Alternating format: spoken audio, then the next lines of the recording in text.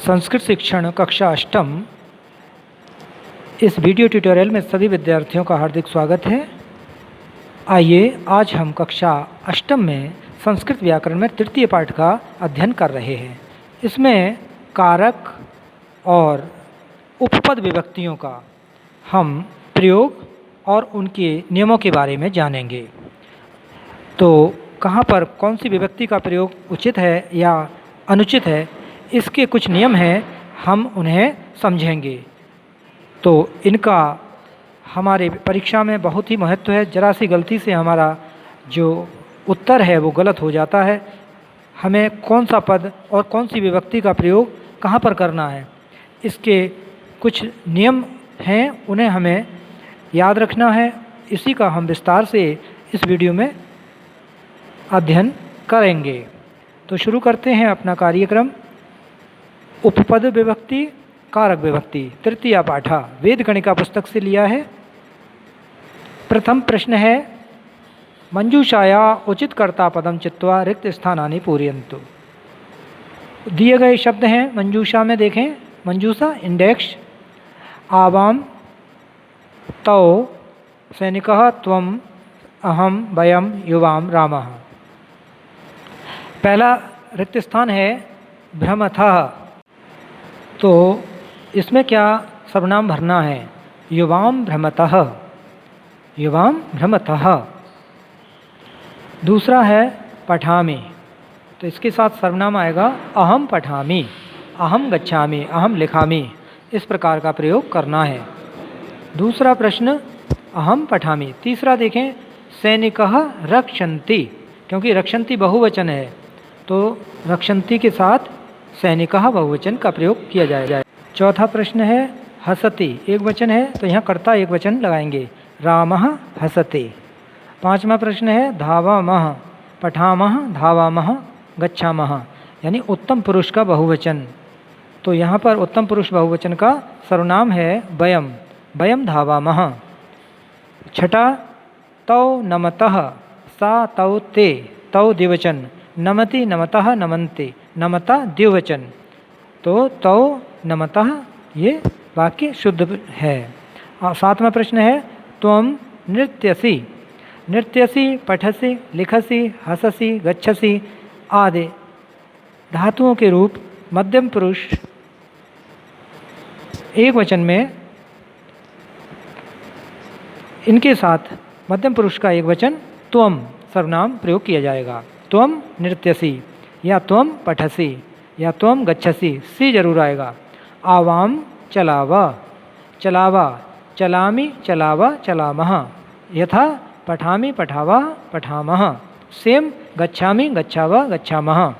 तो ये हमारे धातु रूप समान रूप से चल रहे हैं। तो इसमें चलावा द्विवचन है और उत्तम पुरुष द्विवचन है, तो हम उत्तम पुरुष द्विवचन सर्वनाम प्रयोग कर देंगे, अहम, आवाम, वयम, आवाम। तो सही शब्द है हमारा आवाम, क्योंकि आवाम द्विवचन है उत्तम पुरुष का और चलावा भी उत्तम पुरुष का द्विवचन है। तो दोनों मैच करते हैं, इसलिए यह प्रयोग शुद्ध है। आवाम चलावा या आवाम पठावह या आवाम खादावह, खादावह। इस प्रकार से ये प्रयोग किए जाएंगे।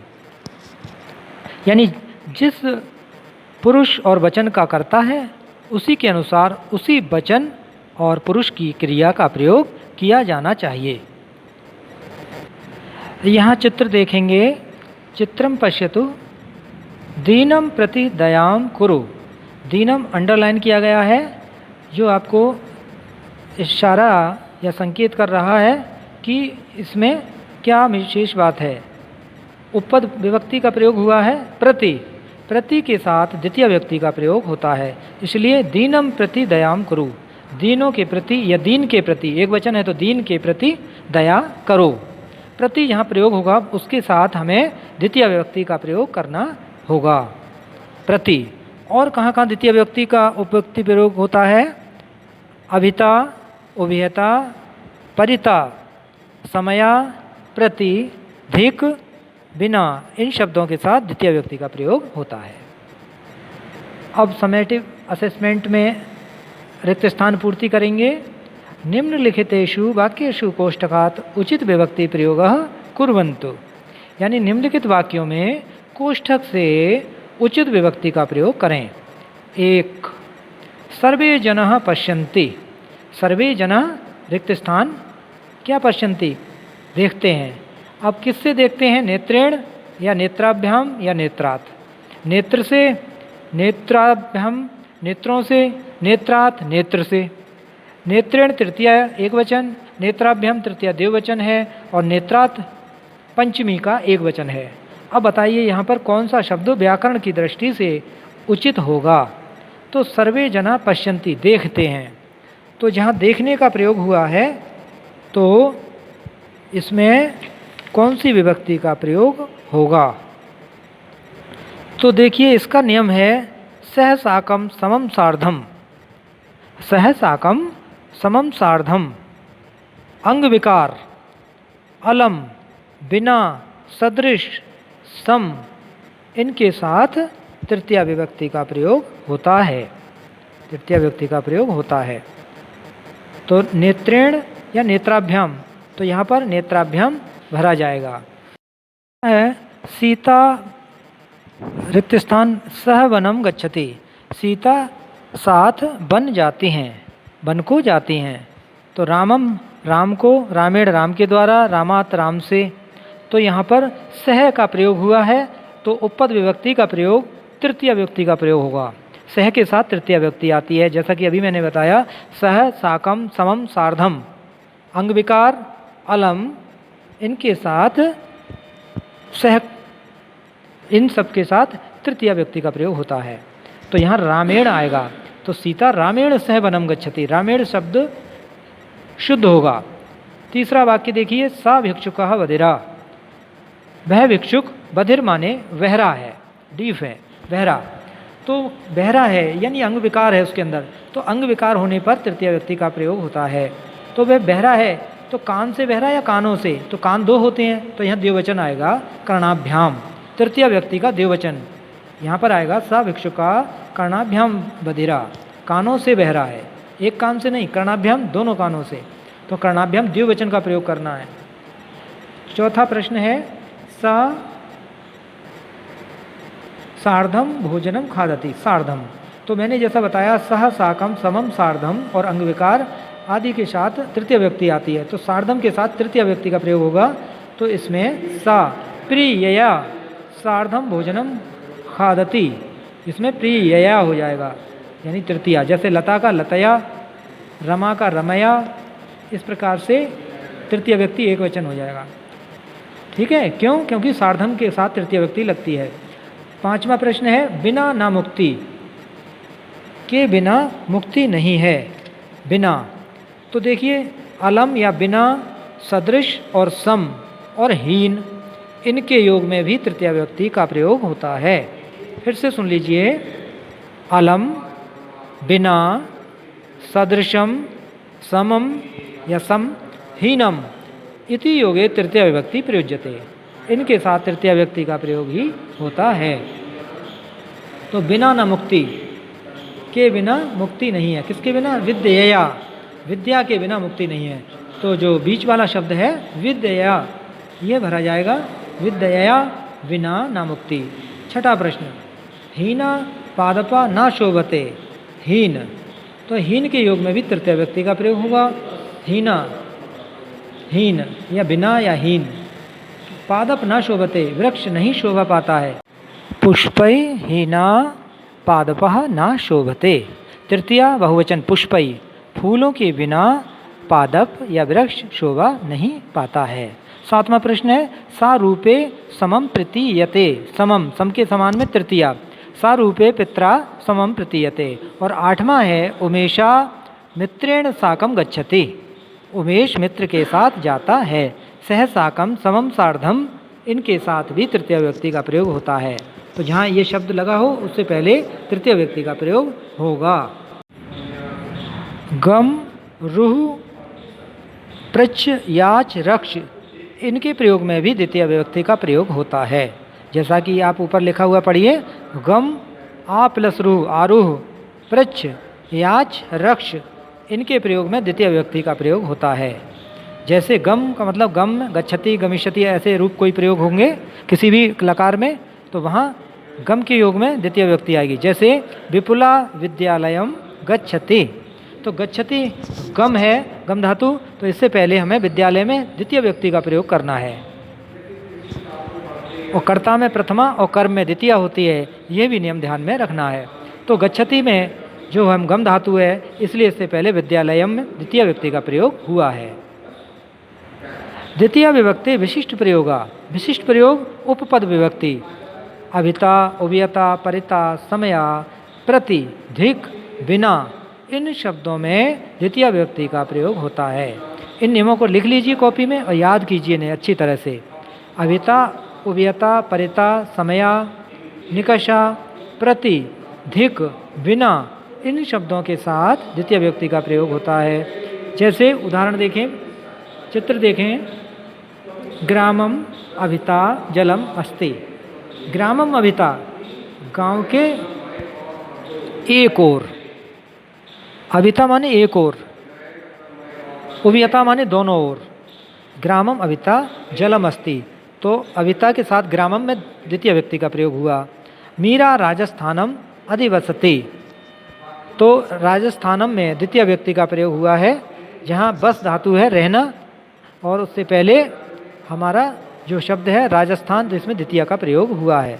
मीरा राजस्थानम अधिवसति, मीरा राजस्थान में रहती है। उभयता, मैंने आपको बताया अभिता उभयता निकषा, अभिता उभयता परिता, परिता माने चारों ओर, समया प्रति धिक, धिक माने धिक्कार, विना, इन शब्दों के साथ द्वितीय विभक्ति का प्रयोग होता है। तो यहाँ उभयता शब्द आ गया है। उभयता माने दोनों ओर, वृक्षा माने वृक्ष, संति माने है। मार्गम, मार्गम मार्ग के दोनों ओर वृक्ष हैं, तो मार्गम उभयता। यहाँ देखिए मार्ग के, तो क्या होगा, अगर आप इसका नियम नहीं जानते तो आप सोचेंगे कि मार्ग के तो षष्ठी व्यक्ति का प्रयोग कर दें, मार्गस्थ उभयता लगा सकते हैं, तो ऐसा नहीं है। मार्गम उभयता, उभयता के साथ मार्गम द्वितीय व्यक्ति का प्रयोग ही शुद्ध माना जाएगा। धिक दुष्टान, दुष्टों को धिक्कार है, तो दुष्टान भी द्वितीय विभक्ति है, द्वितीय का बहुवचन प्रयोग हुआ है। दुष्टों को धिक्कार है, द्वितीय का बहुवचन कर दीजिए। दुष्ट को धिक्कार है तो धिक दुष्टम, और बहुवचन है तो धिक दुष्टान। जैसे बालकम बालकौ बालकान, तो दुष्टम दुष्टौ दुष्टान, तो इस प्रकार से ये वचन बदल जाएगा, लेकिन विभक्ति द्वितीय व्यक्ति का प्रयोग होगा, क्योंकि धिक के साथ द्वितीय व्यक्ति का प्रयोग होता है। बात समझ में आती है? नहीं आए तो पुनः इस वीडियो को फिर से स्किप करें या बैक करके फिर से समझकर और अपनी किताब में दिए गए नियमों को याद करके इन उपविभक्ति प्रयोगों को समझें। विद्यालयम परिता पुष्पाणि सन्ति, विद्यालयम या विद्यालयस्य क्या सही है? तो यहाँ पर परिता लगा है, इसलिए परिता के साथ हमें द्वितीय व्यक्ति का प्रयोग करना पड़ेगा। तो परिता के साथ द्वितीय व्यक्ति का प्रयोग होता है परितम, परिता, परिता माने चारों ओर, उभयता दोनों ओर, सर्वता सब ओर, अभिता एक ओर, तो हमें इन शब्दों के साथ द्वितीय व्यक्ति का प्रयोग करना है। तो विद्यालयम परिता पुष्पाणि सन्ति, इसका अर्थ होगा विद्यालय के चारों ओर फूल हैं। विद्यालयम परिता, बात समझ में आती है? हमें विद्यालय में हमें द्वितीय क्यों लगानी पड़ी? क्योंकि परिता शब्द आ गया, परिता के साथ हम द्वितीय प्रयोग कर सकते हैं, षष्ठी का प्रयोग नहीं कर सकते। सा धनिकम धनम याचते, याचते याच के साथ द्वितीय विभक्ति का प्रयोग होगा। धनम याचते धन मांगता है, सा धनिकम वह धनिक से, धनम याचते धन मांगता है, तो धनिकम या धनम याचते, तो धनिकम में द्वितीय व्यक्ति का प्रयोग होगा। ठीक है, क्यों? याच के साथ द्वितीय व्यक्ति का प्रयोग होना है। बात समझ में आती है? तो हो जाएगा हमारा शुद्ध वाक्य सा धनिकम धनम याचते। वयम नेत्रेभ्याम पश्यामः, नेत्रेण नेत्राभ्याम पश्यामः, नेत्रेण नेत्राभ्याम तृतीया का द्विवचन, तो पश्यामः यानी दृश्य धातु के साथ भी देखने में तृतीय व्यक्ति का प्रयोग होता है। तो यहाँ पर तृतीय व्यक्ति का प्रयोग होगा। हम आँखों से देखते हैं, तो यहाँ एक वचन नहीं लगा सकते, आँखों से, तो यहाँ पर हमारी आँखें दो होती हैं, तो यहाँ पर द्विवचन नेत्रेभ्याम पश्यामः, तो हम वयम नेत्रेभ्याम पश्यामः, हम आँखों से देखते हैं, ये शब्द शुद्ध माना जाएगा। ते पुष्पै स्वागतम कुर्वन्ति। अब यहाँ स्वागत में पुष्पों के साथ तो फूलों से स्वागत करते हैं, तो पुष्पेण पुष्पाभ्यम पुष्पै तृतीया का बहुवचन प्रयोग हुआ है, यानी स्वागत में तृतीया विभक्ति का प्रयोग होगा। ते पुष्पै स्वागतम कुर्वन्ति। गृहं लताभिः शोभते। घर लताओं से सुंदर लगता है, लताओं से शोभित होता है, तो यहाँ पर तृतीय व्यक्ति का बहुवचन प्रयोग किया गया है। घर लताओं से शोभित होता है, तो यहाँ पर शोभते के साथ तृतीय व्यक्ति का प्रयोग होगा। लताओं से तृतीया का बहुवचन लताभिः, गृहं लताभिः शोभते। चित्र देखें, चित्रम पश्यतु। द्वारपालः गृहं रक्षति। द्वारपाल घर की रक्षा करता है, तो गृहं माने घर की, तो गृहं माने घर की, यह गृहस्य माने घर की, तो यहाँ षष्ठी विभक्ति नहीं है। क्यों नहीं है? क्योंकि रक्ष के साथ द्वितीय व्यक्ति का प्रयोग होता है, तो यहाँ आएगा गृहं रक्षति। तो ये हमारा उपपद विभक्ति नियम के अनुसार द्वितीय व्यक्ति का प्रयोग एक वचन में हुआ है। द्वारपालः गृहं रक्षति, ये वाक्य शुद्ध है। गम आ प्लस रुह आरुह पृच्छ याच रक्ष, इनके प्रयोग में तृतीया विभक्ति का प्रयोग होता है। ये आप अपनी नोटबुक में नोट करके लिख लें। विशेष नियम उपपद विभक्ति नियम, इसमें लिख लें कि द्वितीय व्यक्ति का प्रयोग कहाँ होता है। गम आ प्लस रुह आरुह पृच्छ याच रक्ष आदि के प्रयोग में द्वितीय विभक्ति का प्रयोग होता है। जैसे विपुलः विद्यालयम गच्छति, गम धातु आ गई इसमें गच्छति, तो इससे पहले विद्यालयम विद्यालय को जाते हैं या जाता है, तो विद्यालयम गच्छति, तो यहाँ पर विद्यालय में द्वितीय विभक्ति एक वचन का प्रयोग हुआ है। यह उपपद विभक्ति का प्रयोग है। सही प्रयोग क्या हुआ? गम के साथ गच्छति के साथ हमें विद्यालयम द्वितीय व्यक्ति का प्रयोग किया जाएगा। मार्गम उभयता वृक्षः सन्ति। मार्गम उभयता, मार्ग की दोनों ओर। अब मार्गम में द्वितीय व्यक्ति क्यों लगा दी? क्योंकि सामने उभयता आ गया, यानी उभयता के साथ द्वितीय व्यक्ति का प्रयोग होना है।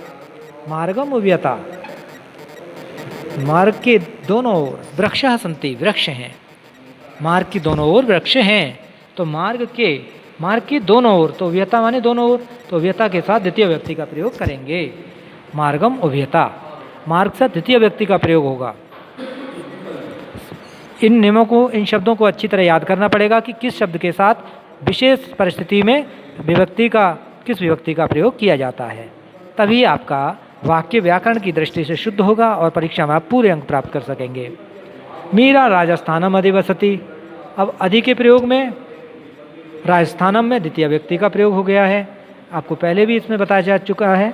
मीरा राजस्थानम अधिवसति, राजस्थानम स्थान में रहने में अधि के साथ हमें राजस्थान का द्वितीय व्यक्ति का प्रयोग हुआ है।